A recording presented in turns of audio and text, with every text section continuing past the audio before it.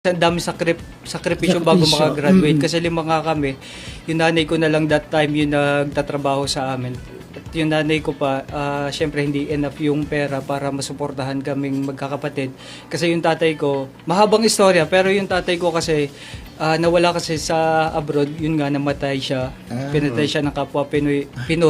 So kumbaga parang yung tiwala nga sa ibang tao, parang Nawala. nakaka-pressure. Tapos may mga nangyari pang pagka na disgrasya yung kuya ko, nagkasakit yung isa kong pang kuya. So, Kumbaga ang grabe ako, pala, sobrang oh. grabe talaga na nangyayari. Kaya Pinagdaanan. tahimik lang ako, pero ayoko, kasi first time ko din naman na masabi sa buong mundo yung mga ganitong pangyayari. Kasi ang hirap harapin once na sinabi mo sa ibang tao yung mga nangyayari. Kasi sa amin kasi, ang tinitingnan lang namin yung sakripisyo ng nanay namin.